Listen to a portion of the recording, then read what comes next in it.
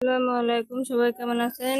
তো আজকে আমি বানাবো তাল সুশি পিঠা, তালের পিঠা আর কি। তো কিভাবে বানাই এটা দেখতে থাকুন। এই পিঠাটা বানাতে লাগবে নারকেল, তাল, চিনি আর জিরের গুঁড়া। তো আমি প্রথমে নারকেলটা দিয়ে দেব।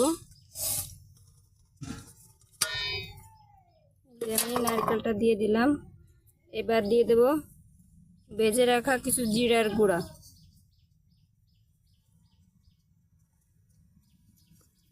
তারপর দিয়ে দেব আপনার একটু লবণ, এতটুকু লবণ, যেহেতু মিষ্টি জিনিস একটু লবণ কমে দিতে হয়। এটা দিয়ে আমি ভালো করে মিশিয়ে নেব। তো এবার আমি দিয়ে দেবো একটু চিনি। একটা কথা বলতে ভুলে গেছি, এই পিঠাটা বানাতে গেলে আপনার এই প্রথমে গুঁড়িটা করে নিতে হবে, একটু টাইলে নিতে হবে, মানে উষে ভালো করে, তাহলে পিঠাটা খেতে অনেক ভালো হয় আর পিঠাটা সুন্দর হয়। আমি নিয়ে নিলাম একটু চিনি।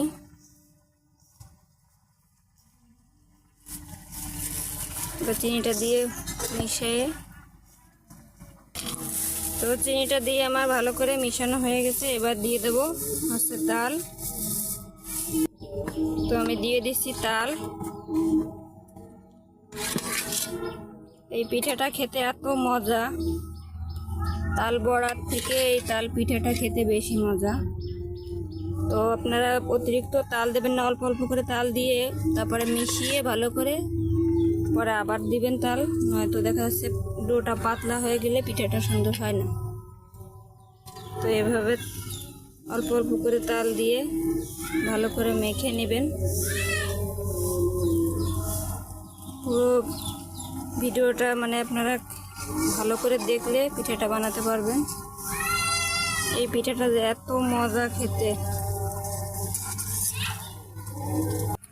তো আমি এই যে আটাটা সুন্দর করে অল্প অল্প তাল দিয়ে মেখে নিয়েছি। একটা রুটি বানানোর মতন একটা ডো। এটা এটা আপনার পরিমাণ মতন বুঝেই নিতে হবে, আস্তে আস্তে করে দিয়ে। মেজারমেন্ট করে দেওয়া সম্ভব না, যতটুকু দরকার ততটুকু দিতে হবে। আর এই পিঠাটা নারকেল বেশি হলে বেশি ভালো লাগে খেতে। দেখুন, নারকেল যে যতটুকু খেতে পছন্দ করেন আর কি ততটুকুই দিবেন। সবসময় তো সব দিন হয়তো মেপে হয় না। এভাবে